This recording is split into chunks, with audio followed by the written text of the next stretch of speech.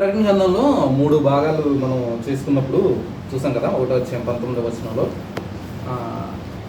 దాన్ని first introduction మనకు 1 నుంచి 8 వచనాలు, 1 నుంచి 8 వచనాలు మనకి ఇంట్రడక్షన్, ప్రకటన గ్రంథంలో ఇంట్రడక్షన్ కింద ఉంటే అక్కడి నుంచి దర్శనాలు మనకి కనబడుతుంటాయి. ప్రకటన గ్రంథంలో యోహాను గారికి చూపించిన దర్శనాలన్నీ కూడా మనకి కనబడుతుంటాయి. ఈవేళ దర్శనాల గురించిన విషయాన్ని మనం చూసుకున్నాం. ఈ 1వ అధ్యాయము 9వ వచనం నుంచి చదువుదాం ఒకసారి. 1వ అధ్యాయము బైబిల్ గ్రంథంలో, ప్రకటన గ్రంథం 1వ అధ్యాయము 9వ వచనం నుంచి చదవండి, గట్టిగా చదవండి. మీ సహోదరుడును యేసును బట్టి కలుగు శ్రమలోను రాజ్యములోను సహనములోను పాలువాడనైన యెహోవాను నేను దేవుని వాక్యము నిమిత్తము దేవుని వాక్యము నిమిత్తమును యేసును గూర్చిన సాక్ష్యము నిమిత్తమును పద్మాసు ద్వీపమున పరవాసినైతిని. ఇక్కడ పద్మాసు ద్వీపంలో యోహాను గారు చెరపట్టబడి అక్కడికి వేసినప్పుడు, అంటే యోహాను గారిని చంపుదారంటున్నారు. చాలా రకాలుగా ప్రయత్నాలు చేశారు, కానీ చావకపోయేటప్పటికి చాలా శిక్షలు విధించారు. చావకపోయేటప్పటికి ఈయన తీసుకెళ్ళి ద్వీపంలో పడేశారు. ద్వీపంలో పడేసినప్పుడు అక్కడ దేవుని స్తుతిస్తున్నాడు, అక్కడ ఆరాధిస్తున్నాడు. ఈ ప్రభు దినమందు అంటే ఆదివారం అన్నమాట. ప్రభు దినం అన్నప్పుడు ఆదివారం వస్తుంది. ఈ ప్రభు దినమందు ఆరాధిస్తున్నప్పుడు పరవశుడయ్యాడు. మనం ముందు చెప్పుకున్నాం, ఈ ప్రకటన గ్రంథం మనకి అర్థం అవ్వాలంటే ఖచ్చితంగా పరిశుద్ధాత్మ సహాయం మనకి కావాలి. ఆత్మ చేత తప్ప మనకి అర్థం అవడం కష్టమని కనుక ఈయన కూడా ఈ దర్శనాలు కలగడానికి కూడా పరవశుడైతేనే ఇది, అంటే తన ఆత్మ దేవునితో సహవాసంలో ఆరాధనలో ఉన్నప్పుడు దేవుడు ఈ జరగబోయే విషయాలన్నీ తెలియపరచడం అన్న విషయాన్ని మనం చూస్తాం. సరే, ఈ 9వ వచనం మనం చూస్తే కనుక పరవశుడాడు, ప్రభు దినమందు ఆత్మవశుడై ఉండగా బోరధ్వని వంటి గొప్ప గొప్ప స్వరము నీవు చూస్తున్న వాటిని పుస్తకంలో రాసి సంఘాలకు పంపించు అన్న చెప్పిన విషయాల గురించి ఆల్రెడీ లాస్ట్ సెక్షన్లో మనం చూసుకున్నాం. అంటే ఇక్కడ దర్శనాలు మనకు కనబడుతుంటాయి. మన బుక్లో చూపించిన విధంగా ఈ మొదటి దర్శనం 1వ అధ్యాయము 9వ వచనం నుంచి మనకి కనబడుతుంది. రెండవ దర్శనం అంటే అక్కడి నుంచి చూడండి 3వ అధ్యాయం వరకు, 3 వరకు బుక్లోని.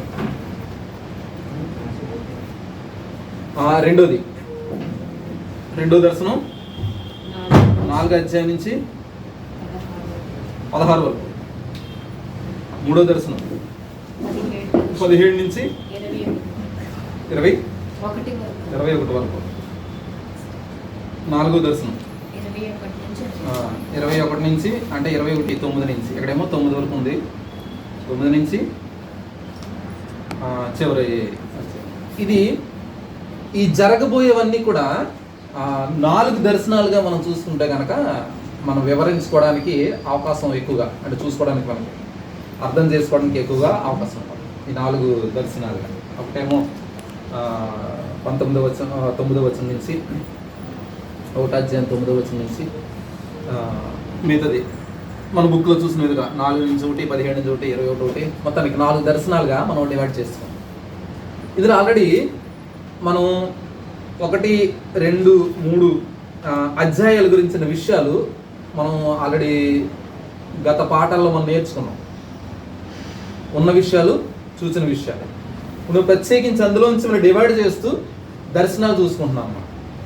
ఈ దర్శనాలు మొదటి దర్శనం, 2వ దర్శనం కూడా మనం చూసినట్టే. మొదటి దర్శనం అంతా అయిపోయింది. 2వ దర్శనంకి మనం ఇప్పుడు వచ్చాం. 4 అధ్యాయాలు. 4 అధ్యాయం స్టార్ట్ చేద్దాం. 4 అధ్యాయం చూద్దాం. 4 అధ్యాయం చదవండి ఒకసారి. ఫస్ట్ వచ్చి ఈ సంగతులు జరిగిన తర్వాత నేను చూడగా అదిగో పరలోకమందు ఒక తలుపు తెరవబడి ఉండేది. మరియు నేను మొదట వినిన స్వరము బోరధ్వని వలె నాతో మాట్లాడి. ఈ దర్శనాలకి ఉన్న సందర్భాన్ని మనం చూసినంటే ప్రతి దాంట్లో కూడా ఇక్కడ ఎలా కనబడుతుంటది. ఇక మళ్ళీ అక్కడి నుంచి స్టార్ట్ చేస్తున్నట్టు ఒక దర్శనం అయిపోయింది ఇక్కడ వరకు, మళ్ళీ కూడా స్టార్ట్ చేస్తుంది. ఈ సంగతులు జరిగిన తర్వాత నేను చూడగా ఇదిగో పరలోకంలో ఒక తలుపు తెరవబడ్డం ఉన్నది. ఈ 4-5 అధ్యాయాలు ఈ పరలోకం యొక్క దర్శనాన్ని మనకు చూపెడుతుంటాయి అన్నమాట. 4-5 అధ్యాయాల్లో పరలోకంలో ఎలా ఉంది, పరలోకంలో దేవుడు ఎలా ఉంటాడు, అక్కడ సింహాసనం అక్కడ వేయబడి ఉండడం, ఆ సింహాసనం మీద దేవుడు కూర్చుని అంటే తండ్రి ఆసీనుడై ఉండడం, ఈ విషయాలన్నీ కూడా అక్కడ చూస్తుంటాం పరలోకంలో ఉన్న విషయాలు. చూడండి సరే, క్లుప్తంగా ఇక్కడ నుంచి వెళ్దాం మనం. 4వ అధ్యాయం చూస్తారు కదా, ఈ పరలోకంలో కనబడే విషయాల్లో ఈ 4వ అధ్యాయము 5వ అధ్యాయము దేవుని స్తుతించడానికి ఆరాధించడానికి మనకి ఎక్కువగా ఉపయోగకరంగా ఉంటుంది అన్నమాట. దేవుని స్తుతికి ఆరాధన. వీళ్ళు 4వ అధ్యాయం మనం చూస్తే కనుక అక్కడ ఉన్న విషయాలు ఏంటంటే, సింహాసనం మీద ఆశ్రయుడై ఉన్న ఒక ఆయన చూసానంటే తండ్రి గారిని చూడడం, యోహాను గారు దర్శనంలో ఆ తండ్రి చూసినప్పుడు ఆయన చాలా గంభీరమైన రూపంతో అక్కడ సింహాసనం మీద కూర్చుని ఉండడం, కూర్చున్న చోట ఆయన మహిమ ప్రకాశం, 4వ అధ్యాయం అంతా ఆయన మహిమ ప్రకాశం అంతా ఆయన చుట్టూ వెదజల్లుతూ ఉండడం. తర్వాత ఏమో 24 సింహాసనాలు ఎదురుగుండా వేయబడి ఉండడం, ఆ సింహాసనాల మీద 24 పెద్దలు కూర్చుని ఉండడం, ఇదంతా కూడా మనం చూస్తాం అన్నమాట. దాని తర్వాత 4 జీవుల గురించిన విషయాలు అక్కడ కనబడుతుంటాయి.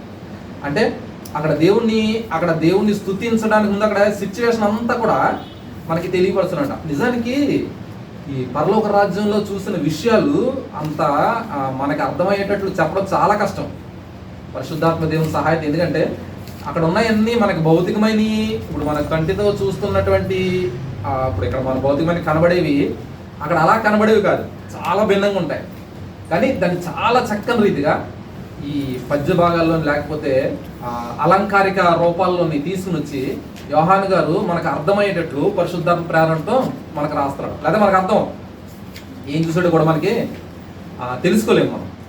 అందుకని దీంట్లో ప్రకటన గ్రంథాలు అన్నీ కూడా అలంకార రూపాల్లో ఉంటాయి కాబట్టి ఈ అలంకారాలన్నీ కూడా చాలా జాగ్రత్తగా మనం అర్థం చేసుకోవాలి, ఏ అలంకారం ఎందుకు ఉపయోగించాడని. దీన్ని చూసినప్పుడు 24 మంది పెద్దలు ఉన్నారు. ఈ పెద్దల గురించిన విషయాలు అలాగే జీవుల గురించిన విషయాలు ఇవన్నీ కూడా కొద్ది కన్ఫ్యూజన్గా ఉన్నట్టు ఉంటాయి. కానీ కొద్ది కన్ఫ్యూజన్ పడక్కర్లేదు. ఇది మనం పైకి వెళ్ళిన తర్వాత కరెక్ట్గా తెలుసుకోవచ్చు. ఇప్పుడు కూడా మనం తెలుసుకోవచ్చు వీళ్ళ గురించి.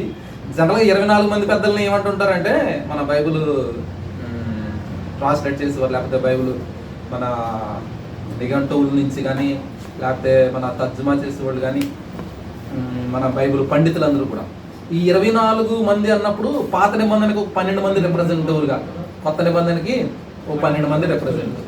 ఎవరు 12 మంది అంటే పాత నిబంధన గోత్రాల్లోని ప్రముఖులు 12 మందిని, లేదా కొత్త నిబంధనకు వచ్చినడికి కొత్త నిబంధన వాళ్ళ ప్రతినిధులు 12 మంది.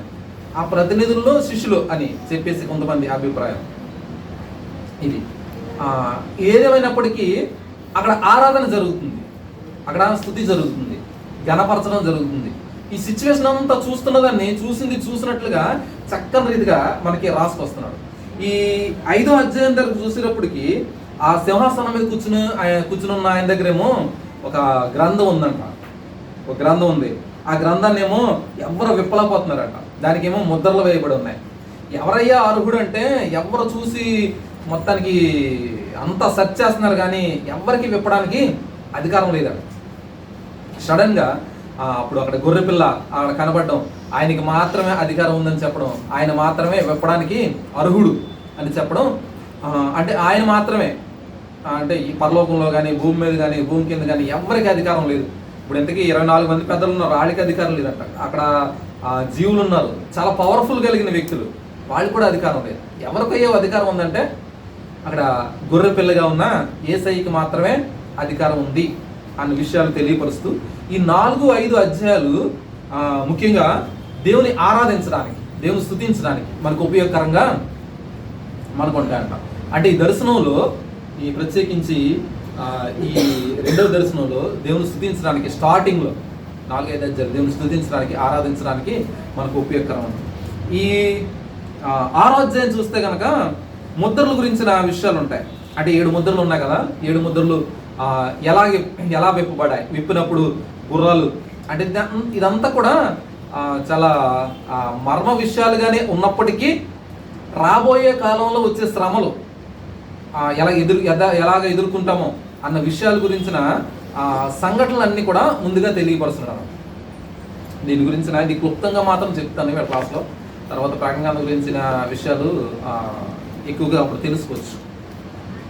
ఈ ప్రకటన ముద్రలో 7 ముద్రలు ఉన్నాయి. ఈ 6వ అధ్యాయం అంతా కూడా 7 ముద్రలు విప్పడంలో 6 ముద్రలు విప్పబడతాయి.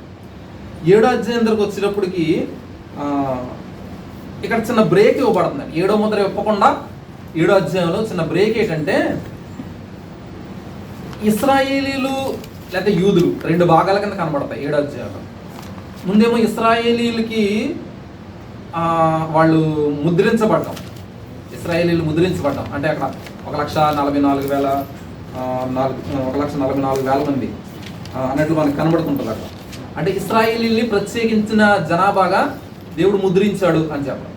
తర్వాత భాగంలోనేమో గొర్రెపిల్ల రక్తంలో కడగబడిన వాళ్ళందరూ కూడా అక్కడ ఉన్నారు. వాళ్ళందరూ కూడా ఇక్కడ చూడండి 7వ అధ్యాయంలో 11-12 వచనం నుంచి సింహాసనం చుట్టూను పెద్దల చుట్టూను ఆ 4 జీవుల చుట్టూను నిలబడి ఉండేది. వారు సింహాసనం ఎదుట సాష్టాంగపడి 13 నుంచి చదవండి. పెద్దలలో ఒకడు తెల్లని వస్త్రము ధరించుకుని ఉన్న వీరెవరు, ఎక్కడి నుంచి వచ్చిందని అడిగాను. అందుకు నేను నీకే తెలియదుగా వీరు మహాశ్రమల నుండి వచ్చిన వారు, గొర్రెపిల్ల రక్తంలో తన వస్త్రములు ఉదుక్కున్నవారు అని చెప్తున్నారంట. వీళ్ళు చుట్టుపక్కల ప్రాంతాలన్నీ అందరూ చాలా మంది అన్నట్ట వచ్చిన వాళ్ళు అందరూ గొర్రెపిల్ల రక్తంలో ఎవరైతే కడగబడ్డారో వాళ్ళు. అంటే ఇశ్రాయేల్కే కాదు యూదులకు కూడా రక్షణ ఉంది అని తెలియపరుస్తూ వీళ్ళు కూడా దేవుల్లోని రక్షించబడ్డారు, ముద్రించబడిన వారుగానే ఉన్నారు అని తెలియపరచడం ఈ యొక్క అధ్యాయం యొక్క ముఖ్య ఉద్దేశం. 7వ అధ్యాయంలో మధ్యలో బ్రేక్ కింద ఉంటుంది ముద్ర ఎప్పేటప్పుడు. 8వ అధ్యాయం వచ్చేటప్పటికి ముద్ర, ఈ 7వ ముద్ర విప్పబడేటప్పటికి 7 బోర్ల.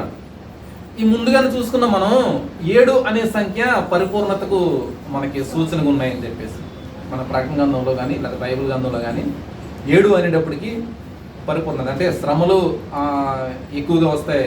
అలాగే ఈ బోర్ల గురించి చెప్పడంలోనూ లేకపోతే ఏ విషయాల్లో చెప్పినా సరే ఇది చివరిగా పరాకాష్ఠగా వచ్చే శ్రమలు అనమాట.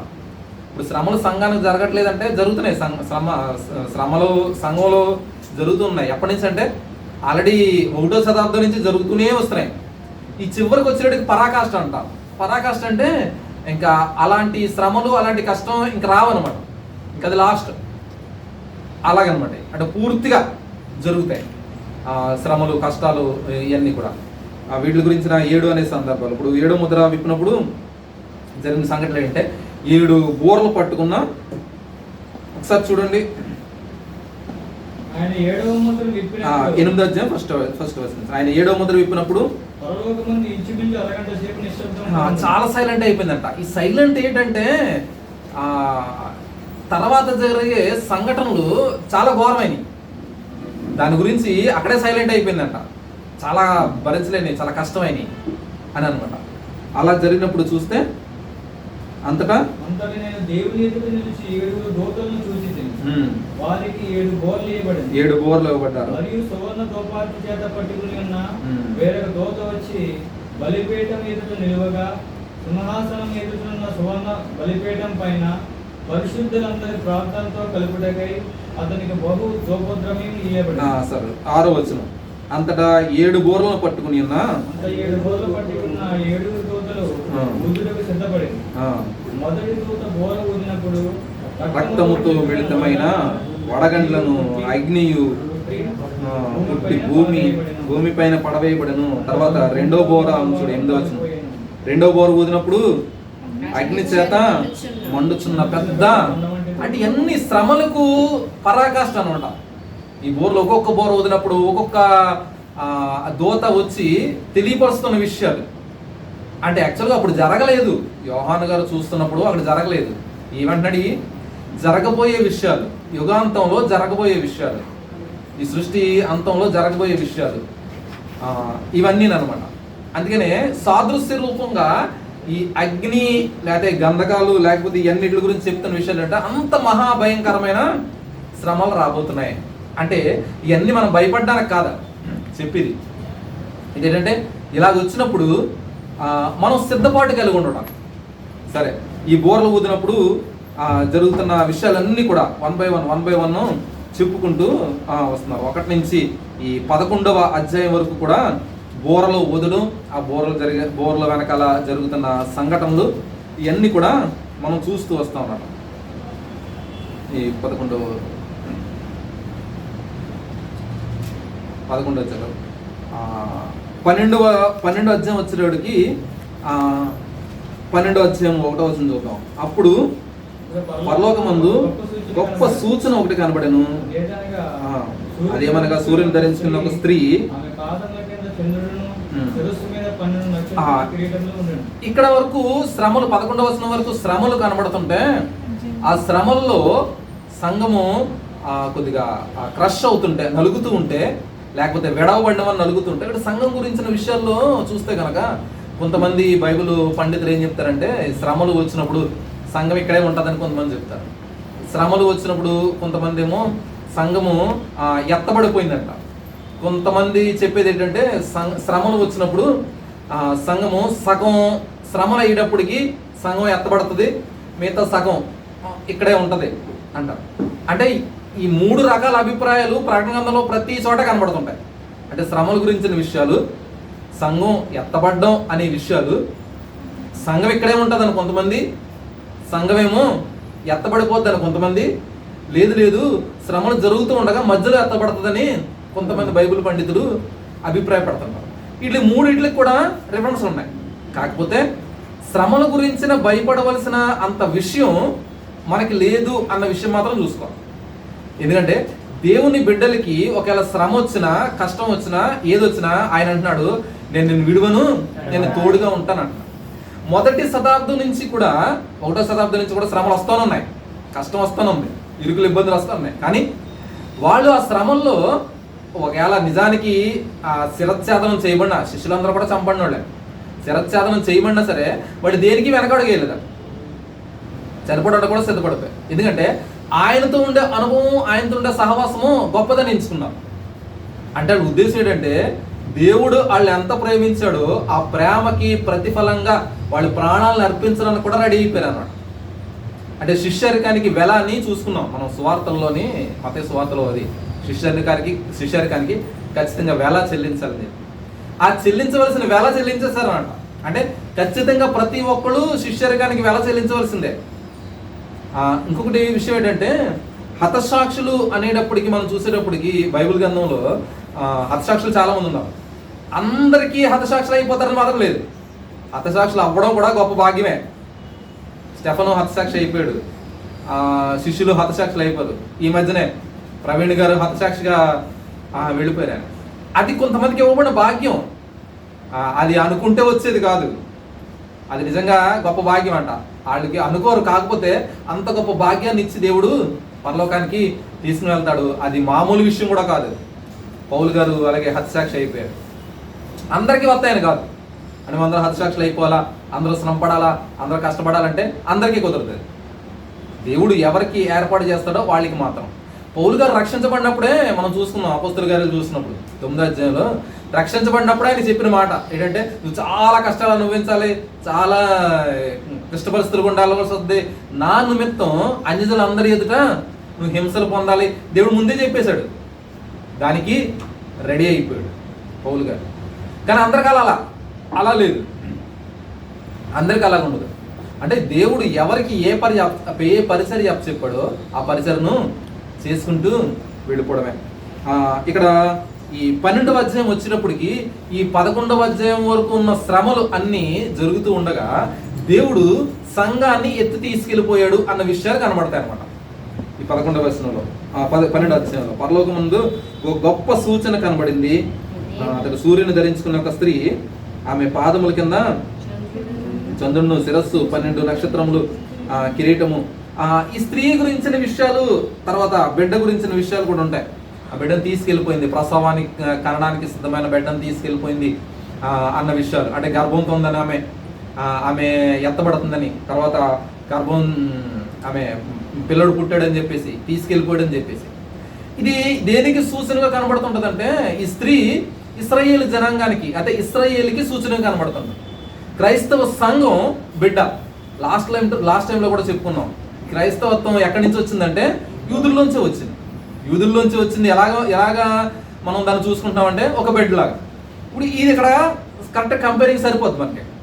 ఆ స్త్రీ యూదులు లేదా ఇశ్రాయేలీ నుంచి వచ్చిన బిడ్డగా క్రైస్తవ సంఘం, అది దేవుని దగ్గర, అంటే సంఘం దేవుని దగ్గరికి ఎత్తబడుతుంది అన్న విషయాలు మనకు కనబడుతుంటాయి. ఈ విషయాలన్నీ మనం చూస్తున్నట్లయితే, అలాగే తర్వాత ఈ 13వ అధ్యాయంలో ఆ స్త్రీని, ఏదైతే స్త్రీ ఎత్తబడుతుందో దాన్ని తరువుకుంటూ వెళ్తున్న సంఘం ఇది, ఆడ కొమ్ములు గల 7 తలలు గల ఆ క్రూర మృగం సముద్రం నుంచి వచ్చిందని ఆ విషయాలు, అంటే వెళ్లకుండా ఇక్కడ ఆపేద్దారని, ఇంకా శ్రమంలో నీకు గురి చేద్దారని అన్న విషయాలంతా కూడా 13వ అధ్యాయంలో మనకి కనబడుతుంది. 14వ అధ్యాయం అంతా కూడా ఈ జరుగుతున్న విషయాలన్నీ కూడా 7 దర్శనాలు కనబడుతుంటాయి మనకు. అందులో 7 దర్శనాలు కనబడి, ఆ గొర్రె పిల్ల గురించిన దర్శనాలు, దూతల గురించిన దర్శనాలు, అంటే తర్వాత వర్తమానం ఎలాగెళ్తుంది అన్న విషయాలు, వర్తమానం ఎలాగిస్తారన్న విషయాలు, ముద్రల గురించిన విషయాలు, అలాగే 7 వర్తమానాలు, ఇందులో 7 దర్శనాలు టూకీగా ఇచ్చారనమాట. 14వ అధ్యాయం అంతా కూడా 7 దర్శనాలు. ఇది కొద్దిగా చెప్తుంటాం కానీ కొద్దిగా కన్ఫ్యూజన్గా ఉన్నట్టు ఉంటుంది. ప్రకటనకు ఒకసారి 2 సార్లు చదివితేనే కానీ పూర్తిగా మనకి కొద్దిగా అర్థం అవుతుంది. దీంతోపాటు మనకి బైబిల్ గ్రంథం అంతా కూడా కొద్దిగా టచ్లోని ఉండాలి. దీని గురించి ఇంకా ఎక్కువ విషయాలు మనం తర్వాత తెలుసుకుందాం. ఇది అయిపోయిన తర్వాత మనకి టైం ఎక్కువ ఉండదు కదా ఇందులోని. తర్వాత ఈ 14వ అధ్యాయం 15-16 వచనాల్లో 7 తెగుళ్ళు, 7 పాత్రలు, 15-16 7 తెగుళ్ళు పట్టుకుని ఉన్న వాళ్ళు, అలాగే దూతల గురించిన, లేకపోతే 7 పాత్రలు, వీటి గురించిన విషయాలు. 16వ అధ్యాయం చూడండి ఒకసారి, ఫస్ట్ వచనంలో. 15వ అధ్యాయం చూద్దాం ఒకసారి. పరలోకం చూచుకుని అదేమనగా 7 తెగుళ్ళు, 7 దూతలు, ఇది తెగుళ్ళు. తర్వాత 16వ అధ్యాయంలో మీరు పోయి దేవుని కోపంతో నుండి ఉన్న 7 పాత్రలు భూమి మీద కుమ్మరించుడని, అది 15వ అధ్యాయం అంతానేమో తెగుళ్ళు, 16వ అధ్యాయం అంతానేమో పాత్రలు, కోప పాత్రలు. ఇదంతా కూడా మనకి కనబడుతుంది. ఈ 17వ అధ్యాయం దగ్గరకు వచ్చినప్పటికీ స్త్రీ, అంటే బబులోను దానితో ఉన్న చుట్టుపక్కల ప్రాంతాలన్నీ కూడా ఒక దేవుణ్ణి విడిచిపెట్టి ఒక ఘోరమైన పతన స్థితిలోకి వెళ్ళిపోయారు అన్న విషయాన్ని తెలియపరుస్తూ, దాంతో కూటమి ఏర్పరచుకున్నారన్న విషయాన్ని తెలియపరుస్తూ, దాన్ని ఒక స్త్రీగా వర్ణించి, ఈ మృగం లేకపోతే స్త్రీ ఇట్ల విషయాలు 7 తలలు ఉన్నాయని 7వ వచనంలో చూస్తే కనుక, స్త్రీని గురించిన మర్మమును, 7 తలలను 10 కొమ్ములు కలిగిన మోయించున్న క్రూర మృగమును గురించిన మర్మమును మీకు తెలియపరచదును అన్న చుట్టుపక్కల దేశాలతో ఈ దేవునికి వ్యతిరేకంగా చేస్తున్న క్రియలన్నీ కూడా ఇక్కడ కనబడుతుంటాయి. అంటే మృగం గురించిన విషయాలు, స్త్రీ గురించిన విషయాలు, దేవునికి వ్యతిరేకంగా చేస్తున్న చుట్టుపక్కల ప్రాంతాలన్నీ, బబులోను చుట్టుపక్కల ప్రాంతాలన్నీ కూడా అప్పుడు కాలంలో వేసిగా చూపిస్తూ చేస్తున్న క్రియలు, ఇష్టానుసారమైన క్రియలు చేస్తుంది అన్న విషయాలు తెలియపరుస్తూ మనకు 17వ అధ్యాయం కనబడదు. 18వ అధ్యాయంలోనేమో దాని పతనం, ఈ స్త్రీ యొక్క పతనం కనబడుతుంది. 19వ అధ్యాయంలోనేమో దేవుని స్తుతించడం గురించి, దేవుని ఆలయం, గొర్రెపిల్ల వివాహోత్సవం. 19వ అధ్యాయము 7వ వచనంలో గొర్రెపిల్ల వివాహోత్సవం సమయం వచ్చింది, ఆయన భార్య తన్ను తాను సిద్ధపరచుకుంది, సంఘము సిద్ధపరచుకున్న విషయాలు. 20వ అధ్యాయంలోనేమో 1000 ఏండ్ల పరిపాలన గురించిన విషయాలు మనకి కనబడుతుంటాయి. 21వ అధ్యాయంలోనేమో కొత్త ఆకాశము కొత్త భూమి, తర్వాత చివరిలోనేమో జీవజల నదులు, జీవజల వృక్షాలు కనబడతాయి. ఈ చివరి అధ్యాయంకి వచ్చినప్పటికీ మనం బైబిల్ గ్రంథంకి పూర్తి అయిపోయింది కదా. ఇప్పుడు ఒక్కసారి మళ్ళీ మనం స్టార్టింగ్కి వెళ్తే కనుక ఆది కాండంలో ఏదైతే జీవ జలాలుగా లేదా జీవ వృక్షాలని దేవుడు ఇచ్చాడో, ఈ జీవ వృక్షాలు దేవుడు మనిషితో సహవాసం చేసుకోవాలని ఇచ్చాడు, ఆ సహవాసాన్ని పోగొట్టుకున్నాడు. తిరిగి ప్రకటన గ్రంథంలో చివరిలో ఈ జీవ వృక్షాలు జీవ ఫలాలు ఇచ్చినట్లుగా మనకు కనబడుతున్నాడు. అంటే ఆది కాండంలో ఈ ప్రారంభమైన మానవుని ప్రస్తావన చరిత్ర దేవుడు వాళ్ళని విడిచిపెట్టకుండా ఆయనే వాళ్ళతో ఉండి ప్రజలతో ఉండి ఎలాంటి పరిస్థితుల్లో సరే ప్రజలను విడిచిపెట్టకుండా దేవుడు తన సహవాసంలో ఉంచి చక్కని రీతిగా వాళ్ళని ఉపయోగించుకుంటూ కొద్ది లోపాలు ఉన్నప్పటికీ ఉపయోగించుకుంటూ ప్రకటన గ్రంథం వరకు మనకు రాయించి ఆ లాస్ట్లో కూడా ఏం జరుగుతుందో చెప్పి పరలోక రాజ్యంలో మనం చేర్చుకోవడమే ఈ బైబిల్ గ్రంథం యొక్క ప్రత్యేకత. ఈ కొత్త నిబంధన అంతా కూడా అది దీని గురించిన విషయాలు ఇంకా ఎక్కువగా తర్వాత పాఠాల్లో మనం నేర్చుకోవాలి. ఈ రెండో పుస్తకం చివరి భాగం మనకి పూర్తి అయిపోయింది. నెక్స్ట్ క్లాస్లో మనకి పాత నిబంధన గురించిన విషయాలు, పాత నిబంధన పరిచయం గురించిన విషయాలు మనం తెలుసుకుందాం. Thank you very much.